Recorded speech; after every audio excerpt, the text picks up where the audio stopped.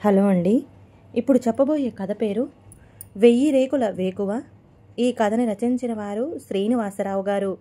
ఇక కథలోకి వెళ్ళిపోతే, నిన్న మొన్నటి వరకు ఎలా ఉండేవాడు తను. ఇంతటి విపత్తు సంభవిస్తుందని, జీవిత సమూలాల్ని మార్చివేస్తుందని కలలో కూడా ఊహించలేదు. అనుకున్నవి జరగకపోవటం, అనుకోనిది జరగటం, ఇదే కాబోలు జీవితం. తన సంగతి సరే, కానీ తన భార్య ప్రసన్న పరిస్థితి ఏంటి? ఆమె జీవితాన్ని తను చీకటిమయం చేసేశాడు. ఏ పాపం చేసిందని చిన్న వయసులోనే పెద్ద శిక్ష. నెల రోజుల కిందట సంఘటన కళ్ల ముందు మెదులుతూనే ఉంది. బైక్ యాక్సిడెంట్ అయ్యి స్పృహ తప్పి రోడ్డు మీద పడిపోయాడు తను. ఆనక ఎవరో దయామయులు అంబులెన్స్లో హాస్పిటల్కి చేర్చారు. కబురు తెలిసి కుటుంబ సభ్యులు, బంధువులు అందరూ వచ్చారు. తనకి తెలివి రాగానే బతికి బట్టకట్టినందుకు సంతోషించారు. కానీ ఆ సంతోషం వెనక చేదు నిజం దాగుంది. వారం రోజులు గడిచాక ఆ భయంకరమైన నిజం వినాల్సి వచ్చింది. తనకి నడుం దగ్గర నుంచి కింద భాగమంతా అచేతనమయ్యింది. స్పర్శ తెలియదు. మలమూత్రాలు వచ్చే సంగతి కూడా తెలియదు. నడుము, కాళ్ళు కదపలేని పరిస్థితి. 6 నెలల దాకా మంచం మీదే. ఆ తర్వాత కూర్చోగలిగితే వీల్ చైర్. రికవరీ అయ్యే అవకాశం అస్సలు లేదట. ఏదైనా అద్భుతం జరిగితేనే. అలా అని ఆశపడకండి. అవకాశం చాలా చాలా తక్కువ. ఇది డాక్టర్లు చెప్పిన సారాంశం. ఈ విధంగా తన జీవితం మసకబారిపోయింది. హాస్పిటల్లో మంచానికే పరిమితమయ్యాడు తను. అక్కడ ఏదో అలికిడి అయితే అటువైపు చూశాడు. ఉదయం పూట రౌండ్స్కి డాక్టర్ గారు వస్తున్నారు. ఆయన తన బెడ్ దగ్గరికి వచ్చారు. హాయ్ ప్రకాష్, ఎలా ఉన్నావు అడిగారు. ఇంకెలా ఉంటాను సార్, ఇదిగో ఇలాగే అచేతనంగా. చూడు ప్రకాష్, నీకు వచ్చిన కష్టం పెద్దదే కాదనను, కానీ దాన్ని ఎదుర్కోవడానికి నువ్వు మానసికంగా సిద్ధపడాలి. వీల్ చైర్ మీద జీవిస్తూ అద్భుతాలు చేసిన వారు, విజయ శిఖరాలు అధిరోహించిన వారు ఎందరెందరో ఉన్నారు. వారే నీకు స్ఫూర్తి. నీ భార్య ప్రసన్న, సారీ, ఆమెను చూస్తుంటే జాలి వేస్తుంది. చిన్న వయసులో పెద్ద కష్టం, ఏం చేస్తావు? అన్నట్టు నీకు పిల్లలు ఉన్నారా? ఉన్నారు సార్, ఒక కొడుకు, వాడికి సంవత్సరం, చెప్పాడు ప్రకాష్. పోన్లే, అదృష్టవంతుడివి. వారసుడు ఉన్నాడు, వాడిని బాగా చదివించండి. నువ్వు దిగులు పడకు. మానసిక స్థైర్యాన్ని అలవర్చుకో. ముందుకు సాగిపోయారు ఆయన. దురదృష్టవంతుడిని అనలేక అదృష్టవంతుడిని అంటున్నారు. నిర్లిప్తగా నవ్వుకున్నాడు ప్రకాష్. ఈ దుర్భరమైన జీవితం కొనసాగించే కన్నా ఆ రోజే చనిపోయి ఉంటే ఎంత బాగుండేది. కానీ ఈ బాధని అనుభవించాలని దేవుడు రాసిపెట్టాడు కాబోలు అనుకున్నాడు. కొన్ని రోజులకి హాస్పిటల్ నుండి ప్రకాష్ని డిశ్చార్జ్ చేసి ఇంటికి తీసుకువచ్చారు. ఇంట్లో అతని కోసం ఓ గదిని కేటాయించారు. కాలకృత్యాలకి అవసరమయ్యే సామాన్లు కొనుక్కు వచ్చింది ప్రసన్న. బుడి అడుగులతో ఆ గది ద్వారా దాకా వచ్చిన బాబు మంచం మీద అచేతనంగా పడుకున్న తండ్రి వైపు భయంగా చూస్తుండేవాడు. రమ్మనమని ప్రకాష్ చేతులు చాచి పిలిచినా సరే వచ్చేవాడు కాదు. తన తండ్రికి జరిగిన నష్టం ఆ పసి మనసుకు ఎలా అర్థమవుతుంది? ప్రసన్న మొహంలో కళ తగ్గింది. మనిషి కూడా చిక్కింది. ఓవైపు పిల్లాన్ని చూసుకోవడం, మరోవైపు వంట వార్పు, ఇటు ప్రకాష్కి సపర్యలు. వీటన్నిటికీ తోడు అతడిని పరామర్శించటానికి వచ్చిన బంధుమిత్రులకు టీ కాఫీలు లాంటివి అతిథి మర్యాదలు. ఆమెకు వీటితోనే రోజంతా గడిచిపోతుండేది. కాసేపు నడుం వాల్చుదామన్న సమయం చిక్కేది కాదు. అత్తయ్యకి కబురు చేస్తే సరి, 4 రోజులు ఉండేటట్లు రమ్మంటే నీకు చేదోడు వాదోడుగా ఉంటుందిగా. ఆమె అవస్థలు చూడలేక భార్యతో అన్నాడు ప్రకాష్. అలాగే కబురు చేద్దాం, కానీ ఆవిడ పనులు ఆవిడకు ఉంటాయి కదా. ఎవరొచ్చినా ఎంతకాలం ఉండగలరు? మన పనులు మనకు తప్పవు కదండి అంది ఆమె. ఆ మరుసటి రోజే ప్రసన్న తల్లి వచ్చింది. కూతురికి వంట వార్పులోనూ మనవణ్ణి ఆడించడంలోనూ సాయపడేది. కాస్త సమయం దొరికితే భర్త దగ్గరే కూర్చొని కబుర్లు చెబుతుండేది ప్రసన్న. ఫిజియోథెరపీ డాక్టర్ సూచన మేరకు లేచి కూర్చోడానికి ప్రయత్నించేవాడు ప్రకాష్. కానీ అతని వల్ల కాలేదు. వెన్నులో కలిగిన బాధకి విలవిలలాడిపోయాడు. ఆ నొప్పి భరించలేక అల్లాడిపోయాడు. ఓ రోజున తెల్లారి లేచి చూసేసరికి ప్రకాష్ కప్పుకున్న బెడ్షీట్కి కాళ్ల దగ్గర రక్తం మరకలు చూసి గాబరా పడింది ప్రసన్న. రాత్రి ఎప్పుడో కాలి వేళ్లను ఎలుక కొరికేసింది. అప్పుడు కూడా కాళ్ళు కదపలేని భర్త నిస్సహాయ దుస్థితిని చూసి ఏడుపు ఆగలేదు ఆమెకి. అతని ముందు కంటతడి పెడితే మరింత బాధపడతాడని వేరే గదిలోనికి వెళ్ళి కళ్ళు తుడుచుకునేది. మరుసటి రోజు ఎలుకలకి ముందు పెట్టింది. అవి మూలల్లో చచ్చి కంపు కొడుతుంటే సామాన్లు అన్నీ తీసి చచ్చిన ఎలుకలను బయట పారవేయడం, మళ్ళీ సామాన్లు సర్దుకోవడం, ఇదంతా అదనపు పని అయింది ఆమెకు. ఓ మధ్యాహ్నం వేళ తల్లి కూతురు పిచ్చాపాటి మాట్లాడుకుంటున్నారు. అల్లుడుగాడు పడుకున్నారా? ప్రసన్నని అడిగింది తల్లి. నిద్రపోతున్నారు చెప్పింది ప్రసన్న. ఆ గది గుమ్మం వరకు వచ్చి చూసి అల్లుడు నిద్రపోతున్నాడని నిర్ధారించుకున్న కూతురు దగ్గరకు వడివడిగా వచ్చింది. అమ్మాయి, నేను ఒక మాట చెబుతాను, కోపగించుకోకు. అల్లుడు గారితో ఎంతని పడతావు? రోజంతా ఆయన సేవతోనే గడిచిపోతుంది నీకు. గది 4 గోడలే నీ ప్రపంచమైపోయింది. ఒక అచ్చటా లేదు, ముచ్చటా లేదు. ఇలా అంటున్నాని ఏమో అనుకోకు. నువ్వు మా దగ్గరికి వచ్చే, బాబుని మేము చూసుకుంటాం. నీ జీవితం గురించి నువ్వు ఆలోచించుకో. ఇలా దాసి దానిలా జీవితాంతం నరకయాతన పడతావా ఏమిటి? ఓసారి ఆలోచించమ్మా. ఊహించని పరిణామం. తల్లి మాటలకి స్థాణువైంది ప్రసన్న. ఆమె మీద పట్టరాని కోపం వచ్చింది. అయినా వాళ్ళనని ఏం లాభం? తన దుస్థితికి జాలి పడుతూ ఏదో తనకి మేలు చేయాలని తపిస్తున్నారు. పరిస్థితులను బట్టి మనుషులు ఇంత స్వార్థంగా మారిపోతారా? ప్రసన్న మౌనాన్ని వాళ్ళ అమ్మ మరోలా అర్థం చేసుకుంది. ఇప్పటికిప్పుడే నీ నిర్ణయం తెలియపరచనక్కర్లేదు తల్లి. ప్రశాంతంగా 2-3 రోజులు ఆలోచించి చెప్పు. ఏదైనా నీ మంచి కోరే చెబుతున్నాను. నీ జీవితాన్ని చక్కదిద్దుకో, ఆలోచించుకో తల్లి అంది ఆమె. ఈ మాటల్ని ఎవరైతే వినకూడదో వారే విన్నారు. ప్రసన్నతో అత్త చెబుతున్న మాటలన్నీ ప్రకాష్ విన్నాడు. ఆవిడ అలా మాట్లాడటాన్ని జీర్ణించుకోలేకపోతున్నాడు.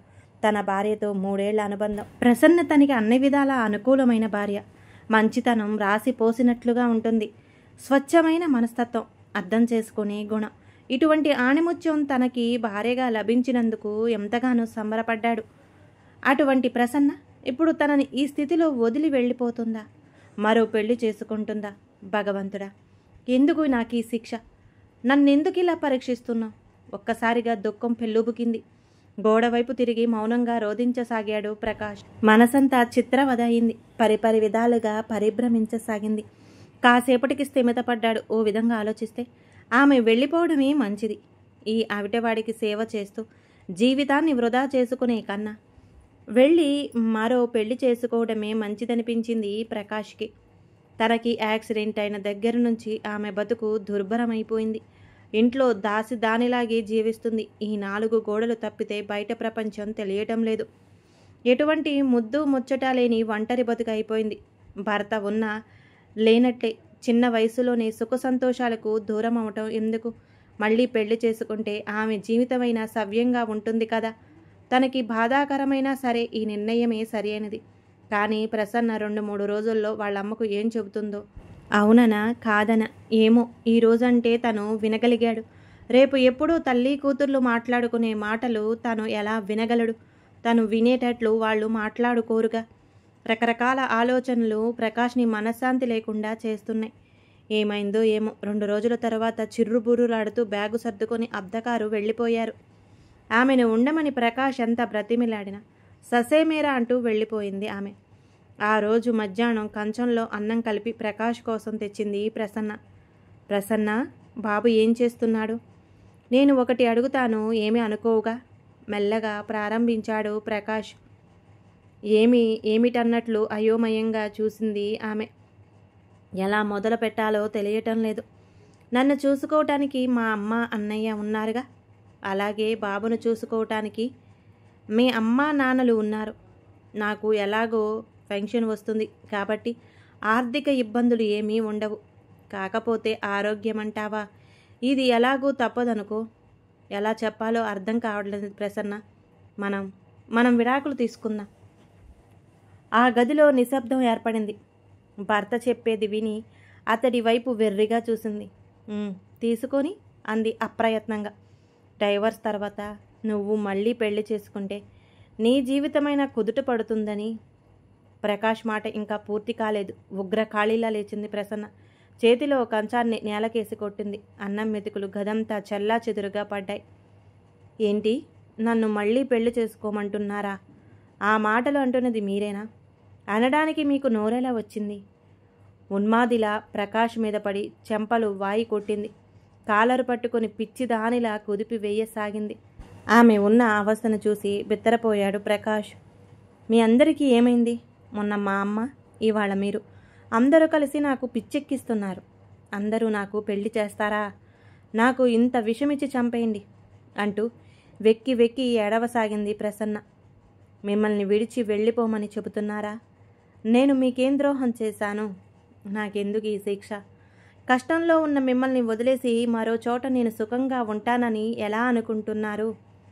నేను మీ భార్యనండి, మీతోనే ఉంటాను. మిమ్మల్ని వదిలి నేను ఎక్కడికి పోను. నాకే ఇలాంటి కష్టం వస్తే నిర్దయగా వెళ్ళిపోగలరా మీరు? ఎట్టి పరిస్థితుల్లోనూ వెళ్ళరు మీరు. మీ మనసు నాకు తెలియనిది కాదు. మరి నాకెందుకలా చెబుతున్నారు? ఇంకెప్పుడు అలా మాట్లాడకండి. ప్రకాష్ని కావలించుకొని బోరున విలపించింది ప్రసన్న. తన పట్ల ఆమెకున్న ప్రేమకు చెల్లించిపోయాడు ప్రకాష్. 2 చేతులతో ఆమెని పొదుగు పట్టుకున్నాడు. Sorry Prasanna, sorry. ఇంకెప్పుడు ఇలా మాట్లాడి నిన్ను బాధ పెట్టను, నీ మనసు కష్టపెట్టను. సారీ. ఒకరిని ఒకరు ఓదార్చుకుంటూ అలా ఎంతసేపు ఉన్నారో వాళ్ళకే తెలియదు. పక్కింట్లో వారి రేడియోలోనూ టీవీలోనూ మనసున మనసే బ్రతుకున్న బ్రతుకే, తోడొకరుండిన అదే భాగ్యము, అదే స్వర్గము అంటూ సిచ్యువేషన్ తగ్గట్టు పాట మంద్రంగా వినిపిస్తుంది.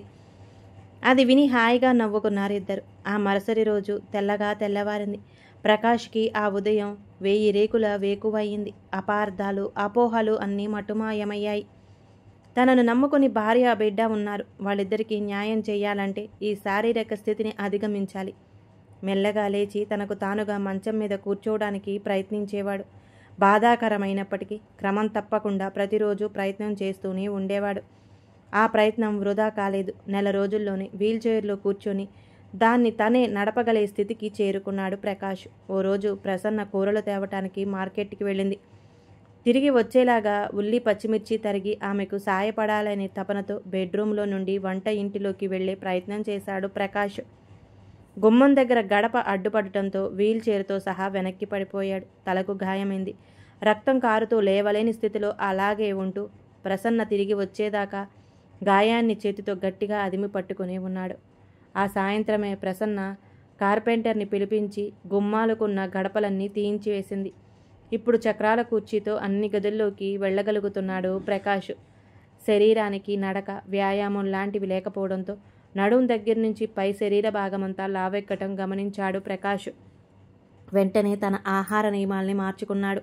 ఉదయం 2 అంటే 2 ఇడ్లీలు, మధ్యాహ్నం 12 గంటలకి భోజనం, రాత్రి 6 గంటలకి పులకాలు తినేవాడు. అంతేకాదు ఫ్యాన్ హుక్కి తాడు కట్టి చేతులతో పట్టుకుని కిందకి మీదకి లేస్తూ ఎక్సర్సైజులు చేస్తుండేవాడు. డిపార్ట్మెంట్ వారు మానవతా దృష్టితో స్పందించారు. ఉదయం 2 గంటలు, మధ్యాహ్నం 2 గంటలు ఆఫీసులో కూర్చోగలిగితే జాబ్ కంటిన్యూ చేస్తామని కబురు పెట్టారు. ఇదో శుభపరిణామం. అయోగ్యుడు అనుకున్న తనకి ఉద్యోగానికి రమ్మని పిలుపు రావడంతో రెట్టించిన ఉత్సాహంతో డ్యూటీలో జాయిన్ అయ్యాడు ప్రకాష్. ఆఫీసుకి దగ్గరలో ఉన్న ఇల్లు తీసుకుని అందులోనికి మారిపోయారు. ఉదయం పూట ప్రకాష్ని ఆఫీసుకి ప్రసన్న దిగబెడుతుంది. వెంటనే తిరిగి వచ్చి ఇంటి పని చూసుకుంటుంది. ఇల్లు పక్కనే కాబట్టి కొలీగ్స్ ఎవరైనా సహాయం చేసి అతనిని లంచ్కి ఇంటికి చేరుస్తున్నారు. మధ్యాహ్నం మళ్ళీ ప్రసన్న దిగబెడితే సాయంత్రం తనంతట తానే వీల్ చైర్ నడుపుకుంటూ వచ్చేస్తుంటాడు. ఇది వారి దైనందిన జీవితం. అతను ఎక్కడికి వెళ్ళాలన్నా ప్రసన్న ఆసరాగా ఉంటుంది. ప్రకాష్ మొహంలో చెక్కు చెదరని నవ్వు, ప్రసన్నలో చలాకీతనం, వారికి పెట్టని ఆభరణాలు. అంతేకాదు వారిప్పుడు విహారాలకి, వివాహ వేడుకలకు క్రమం తప్పకుండా వెళుతున్నారు. తనలాంటి బాధితులు ఎవరైనా తారసపడినప్పుడు తన జీవితానుభవ సారాంశాన్ని ఇలా చెబుతూ ఉంటాడు. జీవన పయనంలో దుఃఖం అనివార్యం. బాధపడుతూ కూర్చుంటే అది రెట్టింపు అవుతుంది. దుఃఖం కూడా మనకి ఉపయోగమే అంటే మీరు ఆశ్చర్యపోతారు. మనలను మరింత సున్నితంగా స్పందనలు ఉన్న వ్యక్తిగా మలిచేందుకు అది మనకు ఎంతో తోడ్పడుతుంది. బాధ అన్నదే లేకపోతే సంతోషం తాలూకా గొప్పతనం ఎలా తెలుస్తుంది? న్యూనతా భావాల్ని విడిచిపెట్టి మానసిక స్థైర్యాన్ని పెంపొందించుకోండి. ఎప్పుడూ చైతన్యంగా, చలాకీగా మసులుకోండి. మనకేది అడ్డురాదు, ఆటంకం అంతకంటే కాదు. జీవన గమనంలో చేయూత ఇచ్చేవారు, చైతన్యపరిచేవారు తారసపడకపోరు. జీవితంలో మబ్బులు మసకలే కాదు, 1000 రేకుల వేకువలు కూడా ఉంటాయని మరవకండి. ఈ కథ కనుక నచ్చితే ప్లీజ్ అండి లైక్ చేయండి. అలాగే ఛానల్ని సబ్స్క్రైబ్ చేసుకోవటం మాత్రం మర్చిపోమాకండి. మీ విలువైన అభిప్రాయాన్ని కామెంట్ బాక్స్లో కామెంట్ చేయండి. అందరికీ ధన్యవాదాలండి.